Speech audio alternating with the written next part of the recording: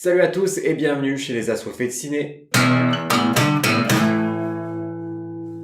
Aujourd'hui, on va parler de Game of Thrones épisode 4 et on va spoiler comme des gros bâtards. Donc si vous n'avez pas vu l'épisode, regardez-le avant. Tout d'abord un petit retour sur l'épisode 3 car on n'a pas pu faire de vidéo dessus. C'était un très bon épisode avec beaucoup de morts, un peu trop sombre. Arrêtez de tourner en lumière naturelle s'il vous plaît, on s'en fout. Nous ce qu'on veut c'est y voir quelque chose. Ouais, c'est vrai que pendant cet épisode, on n'était pas bien, on était en stress. Pendant l'épisode 3, c'était... Mais moi il m'a un petit peu déçu sur certains points. Moi j'attendais plus de révélations sur le roi de la nuit, sur l'identité du roi de la nuit. Je m'étais fait toute une théorie, je pensais que c'était un Stark et tout. Et puis finalement, on sait pas. Ouais, je m'attendais tellement à ce que Bran dise laisser passer machin ou quoi, Stark ou un truc. Bah, je m'attendais à ce que Bran dise un truc, mais il dit rien. Et puis Arya, qui enfin ne sert pas à rien, arrive comme une fleur pour buter le roi de la nuit, alors qu'elle aurait pu utiliser ses pouvoirs de sans visage, ça aurait peut-être été plus sympa. Ah, peut-être qu'elle va les utiliser plus tard aussi, ça serait quand même utile, après tout cet apprentissage. Bon, elle a déjà tué Walder Frey comme ça avec ses pouvoirs, mais bon, le vieux, il suffisait de le pousser dans un escalier, c'était réglé cette histoire. Utilise-le pour Cersei. Paf.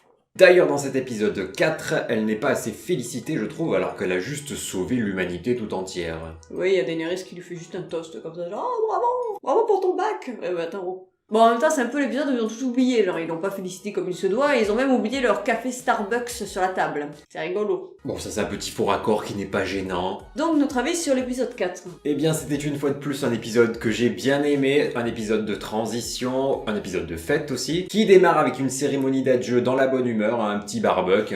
On est très ému pour tous ces morts, même si c'est un poil rapide. Mais bon, la guerre n'attend pas. Il y a Daenerys qui chuchote quelque chose à Jorah avant qu'il se fasse brûler, et moi je sais pas pourquoi, par instinct, j'ai compris qu'elle disait « je suis enceinte », enfin « I'm pregnant » en anglais. Je sais pas pourquoi, je l'ai senti comme ça, je me suis dit si elle a un truc à lui dire, mais bon, comment c'est qu'elle a des problèmes avec le fait d'avoir un enfant, tout ça, je sais pas trop, mais c'est un peu son meilleur ami, tout ça, comme ça, face à la mort, elle lui aurait dit ce dernier secret, quoi. La suite de la série nous dira. Pour l'instant, on est dans du fanservice, il y a que des personnages secondaires qui meurent. Est-ce que c'est pour garder des morts plus importantes pour les derniers épisodes? Je sais pas, mais moi j'aurais aimé que ce soit un petit peu plus éparpillé. C'est un épisode quand même qui ressemble vaguement au Feu de l'amour, et on reprend un petit peu dans le style des premières saisons, en mode manigance, liaison et complot. Comme le deuxième épisode qui était très axé sur les histoires d'amour. On apprécie cette alternance entre les batailles et les épisodes où il y a plus de dialogue, plus posé. Mais là, c'est vraiment l'île de la tentation, ça va pécho. Même si là, cet épisode finit avec quand même un peu plus d'action. Oui. Dans cet épisode, il s'est passé quelque chose. Il m'a regardé, il a cru que j'allais exploser. J'ai levé les bras comme ça, oui. Sansa regarde de loin et elle regarde Clegane. Elle s'approche de lui pour lui parler et moi j'en pouvais plus, j'étais là genre... Et rien que cet échange, franchement, pour moi c'était merveilleux. Parce que je suis à fond sur ce couple, je veux qu'ils finissent ensemble, je les adore. Genre, Little Bird, c'est top of the top pour moi. Et là, ça m'a vendu du rêve, ces retrouvailles. Déjà, Clegane, il vire une meuf comme ça, genre me touche pour vas-y. Mais Sansa, quand elle le touche, il est en mode hey, touche-moi, vas-y. Sansa lui fait comprendre qu'elle n'est plus un petit oiseau et que c'est à présent une femme. Et quand elle lui caresse la main comme ça et qu'elle se relève, elle fait un petit truc avec ses lèvres en mode tu vas y passer. Si je peux me permettre, c'est grâce à qui qu'elle n'est plus un petit oiseau? C'est grâce à Ramsay. Voilà, il a entendu Ramsay. Lui, c'est quand il a entendu Ramsay Bolton qui s'est excité d'un coup, genre oh, Ramsay. Elle reconnaît les bienfaits de son malfaiteur, c'est bien. Quel merveilleux époux.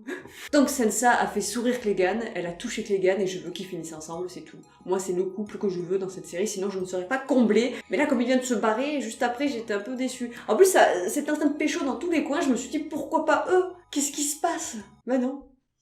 Ça serait sensationnel. J'arrêtais pas de dire, en plus c'est des limiers qui l'ont sauvé de Ramsay, qui ont bouffé Ramsay, quoi. C'est son protecteur, c'est son futur mari, bordel. Oui, la symbolique est très belle, j'avoue. Et en parlant de couple, on a eu le droit à un florilège, et on a eu le couple que beaucoup de fans attendaient. Jaime et Brienne qui ont enfin pécho. Cette réplique, c'est la première fois que je fais l'amour à un chevalier. Mais qu'est-ce que tu dis, toi? Et Jaime qui nous sort la fameuse technique du « Oh, il fait chaud ici Ça fait vraiment plaisir de les voir ensemble, mais la suite est un peu confuse. Jaime part un petit peu la queue entre les jambes. Oui, moi ce que j'ai compris, c'est qu'il est en train de la regarder dormir et il se dit elle est pas en sécurité parce qu'en fait il y a un monstre qui la menace, donc Cersei, et je suis un petit peu à la base de la création de ce monstre aussi. J'ai participé, j'ai été le collaborateur de ce monstre, donc il faut que je fasse quelque chose et que je reste pas là à rien faire. Et tu penses qu'il veut la protéger aussi. C'est pour ça qu'il est assez froid et tout et qu'il la repousse comme ça. On sait pas trop s'il veut raisonner Cersei ou s'il retourne la voir pour la buter ou parce qu'il l'aime encore, peut-être un peu des trois. Oh, je pense qu'il veut la buter quand même, hein, surtout quand il va apprendre que le poulpe a fécondé l'huître. Ça sent la mer. Après, honnêtement, est-ce qu'il va oser tuer Cersei sachant qu'elle porte son enfant? En tout cas, suite à ça, Brienne nous fait vraiment de la peine. Et puis, on a aussi Gendry qui se prend un méchant râteau par Arya. En même temps, le mec prend des risques. Il demande en mariage la seule meuf qui a pas envie d'être une dame. Nos deux derniers Targaryens, enfin à moins qu'il y en ait encore d'autres, se rendront fin compte que de coucher avec sa tante, c'est quand même un peu dégueu. En fait, la seule solution, ce serait que ce soit leur gosse qui aille sur le trône, comme ça, il nous ferait plus chier, non? Ouais, mais Bon. avant que le gosse il soit assez grand pour aller sur le trône. Et ce sera un steak tapé sur la gueule. Ouais. Moi, en tout cas, je sens plutôt que Daenerys va pas faire long feu et que c'est Jon qui va finir sur le trône. Varys semble encore en train de comploter Ce qui est un pléonasme. pour assassiner Daenerys. Pour la deuxième fois. Puisqu'il prévoyait déjà de la tuer avec Robert Baratheon. Daenerys qui nous saoule encore avec ses stratagèmes pour écarter tous les héritiers légitimes potentiels au trône en offrant des terres à Gendry. Et Sansa, mais j'en peux plus d'elle, elle est aussi chiante que sa mère. C'est terrible, elle n'arrive même pas à garder un secret 5 minutes. Le camp de Daenerys a quand même perdu la moitié de ses troupes dans la bataille de l'épisode 3, ce qui fait qu'apparemment les deux camps sont maintenant à égalité en termes de nombre de combattants. Et en plus de ça, Daenerys vient de perdre un deuxième dragon. C'est vrai qu'il meurt de façon assez inattendue, c'était surprenant. Comme guet-apens, je m'attendais pas du tout, je l'ai vu tomber, du coup je fais « Ah, d'accord !» Mais c'est cool, hein, ça, il y a de l'enjeu quoi. Cersei fait d'ailleurs croire à Euron qu'elle attend un enfant de lui, comme à ses habitudes, puisqu'elle a fait pareil avec Robert. Hein. Ouais, ça tourne vraiment en mode tristesse amoureuse, hein, entre Euron, Brienne, Gendry, Tormund et Jorah qui aura jamais pécho. Ils sont tous dans le mal. Hein. Et on ne parle même pas de vert gris. Hein. Bronn nous vend toujours du rêve en ne se préoccupant que de ses intérêts personnels. D'où il sort. Arya et le limier ils font de nouveau route ensemble. De toute façon, le limier on sait qu'il va revenir, qu'il va pécho Sansa, parce que moi je veux ça, sinon je boude totalement. Et l'Oscar du plus mauvais maître de la série est attribué à Jon Snow avec Ghost.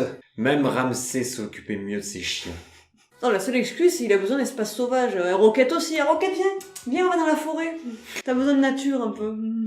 Je peux comprendre qu'il veuille le protéger, mais bon, il aurait très bien pu le laisser à Winterfell. Oui, et puis voilà, si ça part en cacahuète, ben il le relâche et puis il s'en va, comme le loup d'Arya avait fait, quoi. Sachant que Tormund s'est déjà tapé un ours, moi j'aurais peur de mon loup, hein, je vous le dis. Pas confiance.